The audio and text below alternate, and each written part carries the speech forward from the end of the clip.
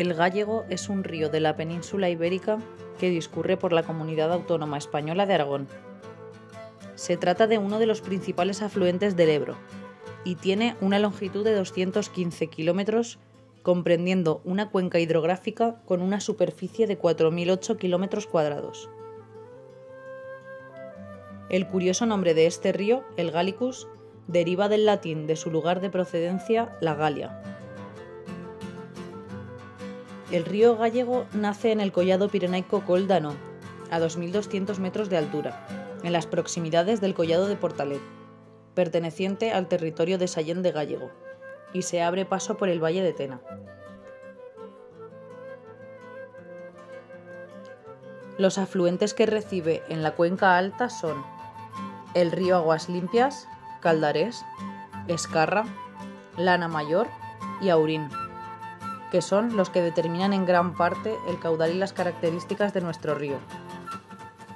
En la cuenca media y baja, los ríos Buarga, Seco, Asabón y Sotón aportan escaso caudal.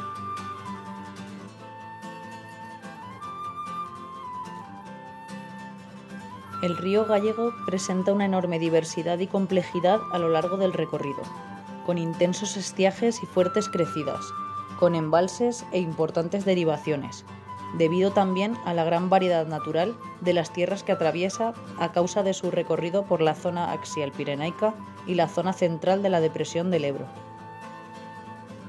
En cabecera tiene un carácter torrencial neto, provocando deslizamientos de las laderas por encajamiento del cauce, que pasan a constituir un obstáculo en este.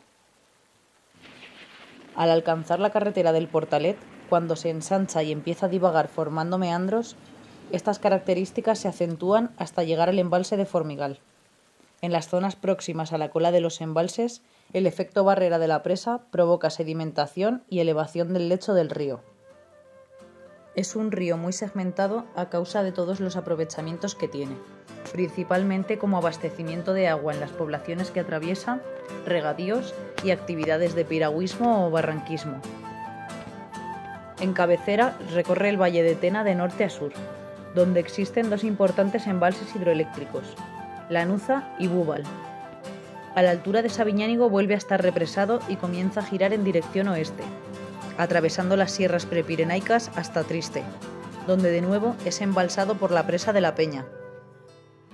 Por último, en su tramo medio, se derivan aguas para el regadío al canal del Gállego y al embalse de la Sotonera, de modo que el aporte directo al Ebro se reduce hasta el 10% de su caudal natural. El río Gállego, a lo largo de su recorrido, consta de dos zonas de especial conservación por su alto valor medioambiental. Una en la cabecera del río, en la ribera de Viescas, y la otra en los sotos de ribera, donde comienza la zona antropizada del entorno urbano de Zaragoza, sirviendo como corredor ecológico que unifica otras zonas naturales.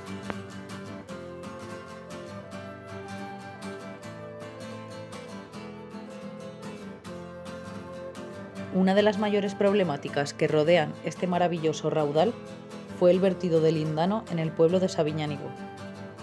El lindano es un isómero que se utilizó como pesticida y tratamiento contra parásitos. Aquí, entre 1975 y 1989, el río sufrió un importante impacto medioambiental debido a un fuerte vertido de este producto por parte de una empresa de pesticidas, contaminación que afectó a parte del municipio. Se han calculado que fueron arrojadas entre 115.000 y 160.000 toneladas de residuos tóxicos desde dos vertederos en Sabiñánigo y que de alguna forma se filtraron parcialmente al río. Los residuos de la producción de este químico en forma de polvo y de líquido se desecharon en el vertedero de Sardás y posteriormente en el vertedero de Bailín, de forma prácticamente incontrolada. A diario se mide la calidad del agua del río, el seguimiento ecológico anual del cauce, así como el control periódico de la calidad del aire, las aguas subterráneas y los suelos del entorno. Otra de las problemáticas que afecta tanto a este río como a cualquier otro del Pirineo es la ausencia de depuradoras en los pueblos para filtrar las aguas residuales hasta límites aceptables. Las consecuencias de no depurar estas aguas pueden ser la eutrofización, que supone un aumento de plantas acuáticas y algas por un aporte excesivo de nutrientes y materia orgánica, la liberación de gases como el metano o el dióxido de carbono, la desaparición de biodiversidad, la alteración de la cadena alimentaria o la aparición de enfermedades, entre otras. Este estudio se centra en el curso medio alto del río Gállego a su paso por la localidad de Sabiñánigo. En este pequeño tramo se pueden distinguir los dos tipos de masas de agua.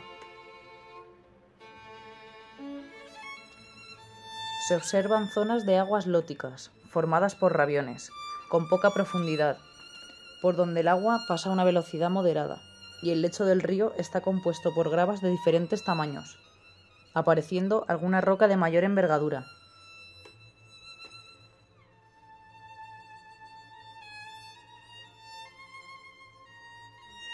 Por otra parte, este tramo también se compone de aguas lénticas que forman pozas poco profundas y bastantes remansos, cuyo lecho, en este caso, se basa en sustratos limosos gracias a que se puede producir sedimentación por la escasa velocidad del agua en esta zona. Esto, a su vez, facilita que puedan arraigar algunas especies vegetales riparias.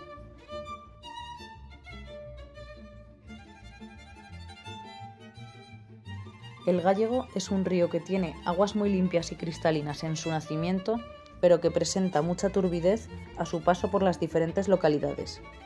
Y en este tramo concreto se puede observar perfectamente que el agua es turbia, verdosa, con piedras con mucho limo y que va dejando restos de basura en las orillas del río. Esto puede deberse al arrastre continuo de sedimentos y a los diferentes vertidos que se hacen en él. Esta zona de estudio presenta una aparente naturalidad, pues sus orillas inundables, llanas y con una continuidad vegetal así lo demuestran. Aunque si nos desplazamos unos cientos de metros curso arriba, nos encontramos con la presa del embalse del pueblo de Sabiñánigo, que modifica completamente lo que sería su paso natural y salvaje por estas tierras.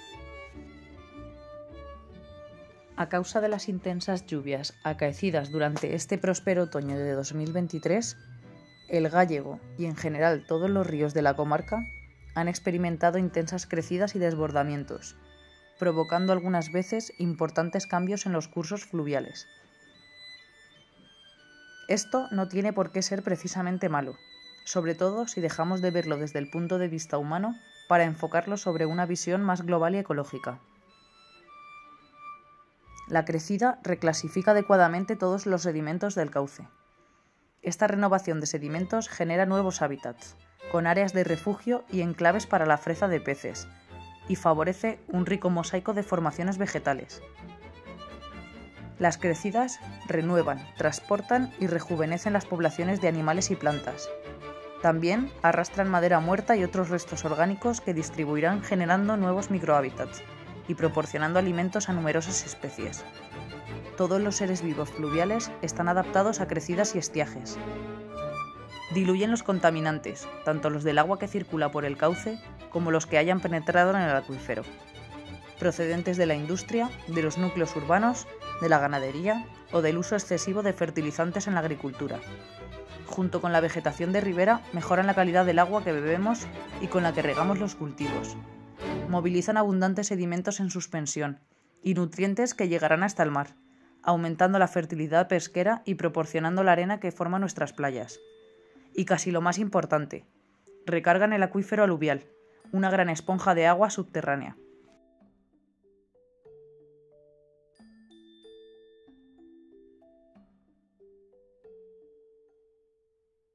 Algunas especies vegetales autóctonas que podemos encontrar en este tramo son el cornejo, fresnos de hoja ancha y hoja estrecha, el éboro fétido, chopos negros, quejigos, diferentes especies de juncos,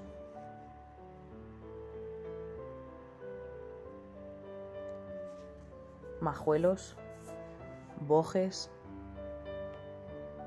sauces blancos, clemátides, aligustre común, agróstide stolonífera, diferentes especies de musgos, rosal silvestre, menta de lobo, diente de león, zarzas, hierba pejiguera, cola de caballo o arvejana, entre otros. Todas ellas son macrófitos terrestres, excepto los juncos, la Agrostis stolonífera o la cola de caballo, que son especies acuáticas. Algunos vegetales alóctonos que podemos encontrar en este tramo son el alsique, el tupinambo, el manzano silvestre, la grama común, el carrizo, la salicaria, el peral silvestre o la falsa acacia, entre otros. Todas ellas son plantas terrestres, excepto la grama común, el carrizo o la cola de caballo, que se pueden considerar más acuáticas, o por lo menos especies higrófitas. También se observa alguna especie acuática más, que no se ha podido identificar, y algún tipo de macro y micrófito, como pueden ser las algas. Entre la fauna asociada al entorno estudiado podemos encontrar animales acuáticos como el caso de la bermejuela,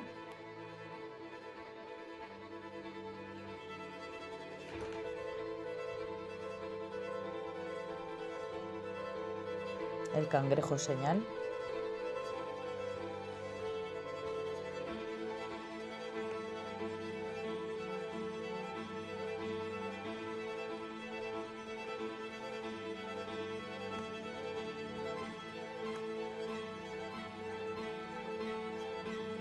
los zapateros de agua,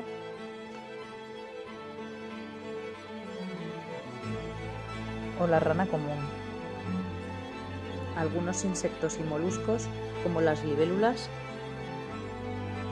las babosas negras, saltamontes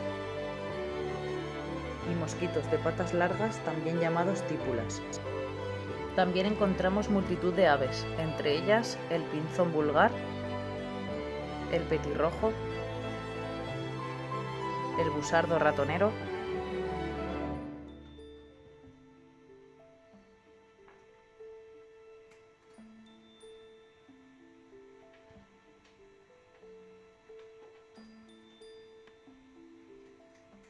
el ánade real, la lavandera blanca, el mirlo acuático, el mirlo común, el martín pescador, la garza real, el gorrión, la urraca, el milano real o el pardillo común. Y como no, muchos de nuestros mamíferos silvestres, como el zorro,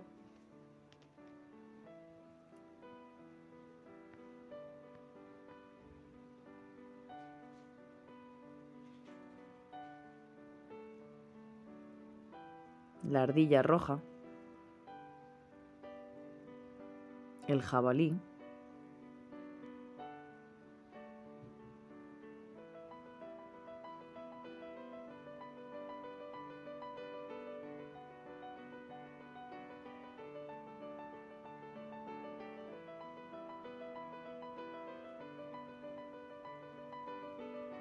el corzo,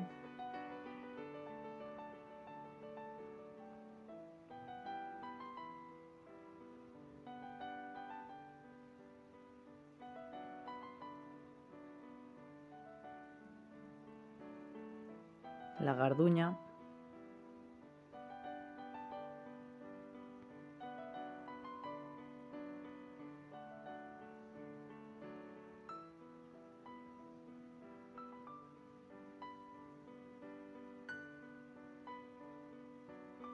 la jineta,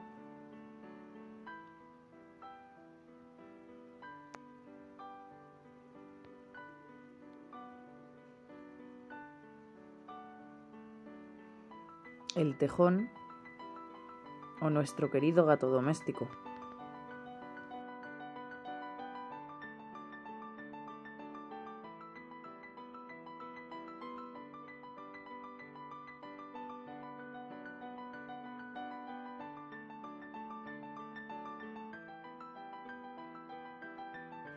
Los ríos son ecosistemas vitales que sustentan la vida en numerosos aspectos.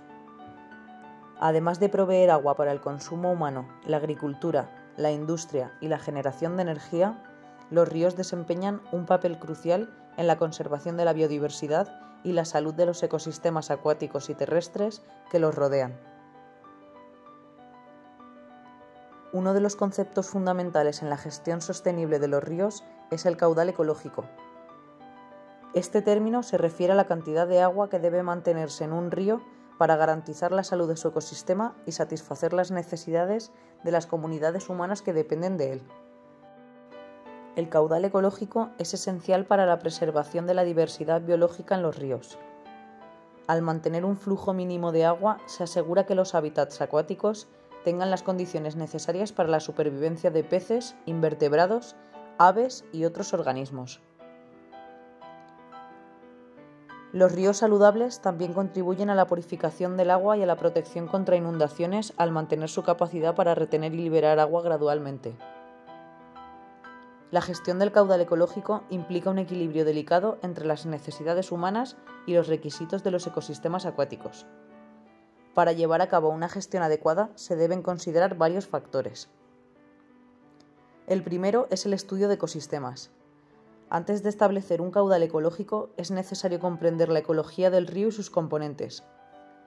Esto implica identificar las especies presentes, sus hábitats, las necesidades de flujo y las condiciones ambientales. También requiere de participación comunitaria. La gestión del caudal ecológico debe ser un proceso participativo que involucre a las comunidades locales, gobiernos, organizaciones ambientales y otros actores interesados. La colaboración es esencial para equilibrar las demandas humanas y la conservación del ecosistema. Hay que hacer un uso eficiente del agua. La gestión eficiente del agua, que incluye la reducción de pérdidas en el suministro de agua y la adopción de prácticas agrícolas sostenibles, puede ayudar a satisfacer las necesidades humanas sin afectar gravemente los caudales ecológicos. Tecnología y monitoreo. La tecnología moderna, como los sensores de caudal y sistemas de información geográfica, permiten un monitoreo preciso de los caudales y las condiciones del río. Esto facilita la adaptación continua de las estrategias de gestión.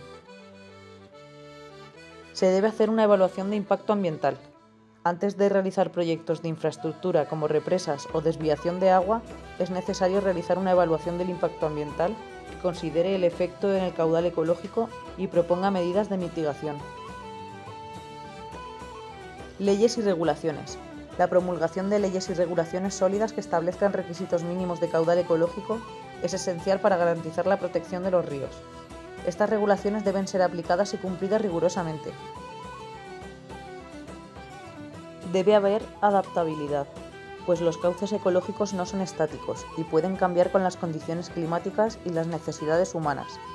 La gestión sostenible implica la capacidad de adaptarse a estos cambios a lo largo del tiempo.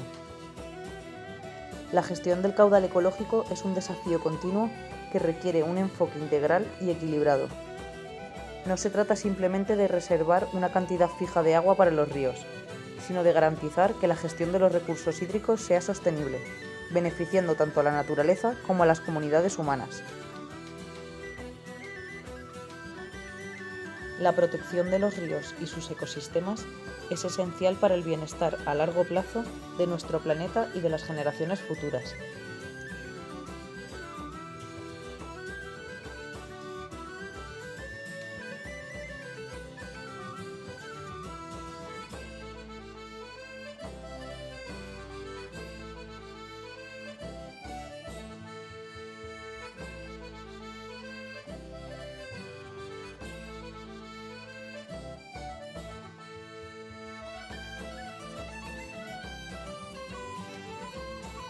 En esta ocasión es el río Aragón el que formará parte de nuestro objeto de estudio, puesto que el tramo que atraviesa el Instituto de Formación Agroambiental de Jaca es una zona con potencialidad para desarrollar trabajos de mejora del hábitat fluvial.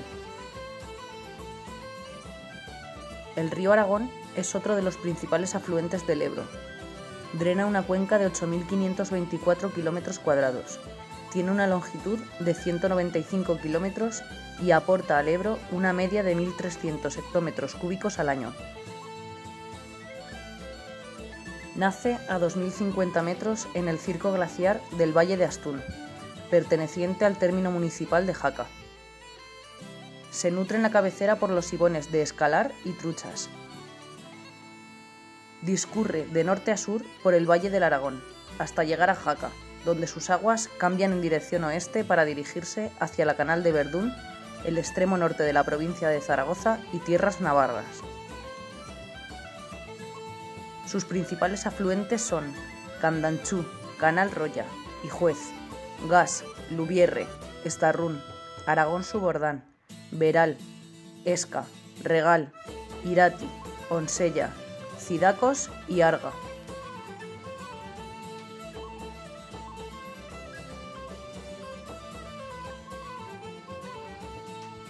Antes de realizar ningún trabajo en los tramos del río, se debe realizar un mapa cartográfico donde aparezcan los cotos y vedados de pesca, los posibles puntos con autorización de vertidos y los puntos de muestreo de aguas superficiales de la Confederación Hidrográfica del Ebro. Posteriormente, hay que proceder a la elaboración de un índice QVR. Este índice se utiliza para medir la calidad del bosque de ribera. En este caso, se ha sectorizado el río Aragón en dos tramos diferenciados. Uno haría referencia a un bosque de ribera más degradado y artificial, donde el ser humano ha intervenido de alguna forma, como puede ser la plantación de un cultivo. Y el otro tramo analizado trata de una ribera mucho más naturalizada.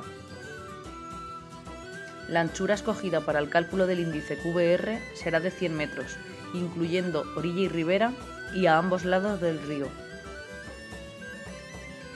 Este índice, dividido en 4 bloques, se encarga de evaluar el grado de cobertura riparia, la estructura de la cobertura, su calidad y el grado de naturalidad del canal fluvial. La puntuación por cada bloque no puede ser superior a 25 o menor de 0. Una vez analizados todos estos bloques, se sumarán sus resultados y la puntuación final no podrá exceder de 100. Cuanto más alta sea, más cerca de la naturalidad se encontrará el tramo de río. En el caso del tramo más degradado, el índice QVR nos da una puntuación final de 60 puntos. Esto nos indica un inicio de alteración importante, lo cual supone una calidad intermedia del río.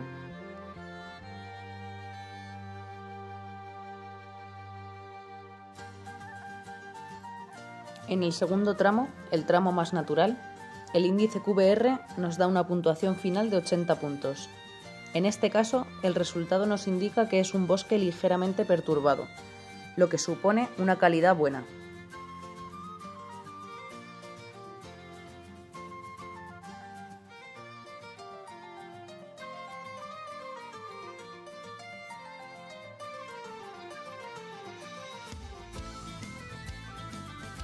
Durante el análisis de estos tramos se han encontrado 2 especies animales que habitan en este río.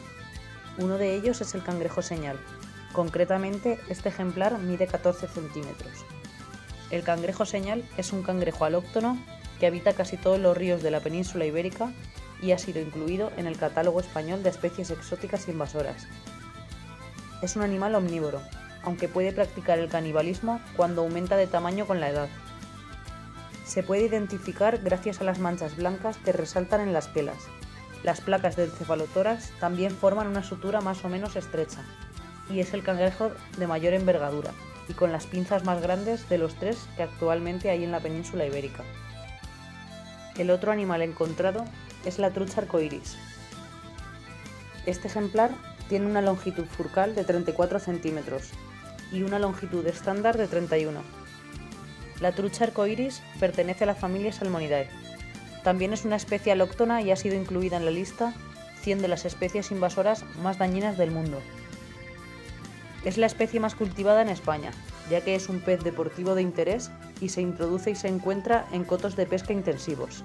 Las características que nos ayudan a identificar a este pez son la banda rosácea bastante marcada en ambos costados, que le llega hasta el opérculo, los ocelos negros en la aleta caudal, lo que permite que la diferenciemos bastante bien de la trucha común, ya que ésta no dispone de ellos, y también los tiene en mayor cantidad. Se puede saber la edad de un pez a partir de las escamas. En el caso de esta trucha arcoíris no se puede saber con exactitud, puesto que al tener disponibilidad de alimento no se cumple la regla que dice que 2 anillos en la misma escama corresponden a 1 año de vida. Antes de proceder a recoger muestras de sedimentos de la zona a estudiar, se debe contar con unos materiales mínimos tanto para tomar esas muestras como para la posterior desinfección del material usado. Estos materiales son guantes, vadeador o botas de agua, tubo para recogida de muestras, bandeja para revisar cada muestra antes de empaquetarla, cuaderno y bolígrafo para anotar cualquier observación y las coordenadas de cada muestra, botes para guardar las muestras, papel film y cinta adhesiva para el empaquetado, hipoclorito de sodio o, en su defecto, lejía para la desinfección final o por si se cambia de tramo. El personal encargado del muestreo siempre debe trabajar con guantes, de látex o algún material similar, tanto para no contaminar las muestras como para no transportar hongos u otros microorganismos de un sitio a otro. Deben vestir el vadeador o las botas de agua y acceder con cuidado hasta la zona donde se van a extraer las muestras para no remover el lecho en exceso. Una vez escogido el tramo del río donde se va a realizar el muestreo, se elige una zona de remanso donde predomine un fondo de arenas finas para tomar la muestra de ahí y llevarla al laboratorio. El tubo extractor se clava a una profundidad de 10 centímetros más o menos y se va girando al clavarlo para que la recogida esté compactada y se puedan observar los diferentes componentes y horizontes del suelo.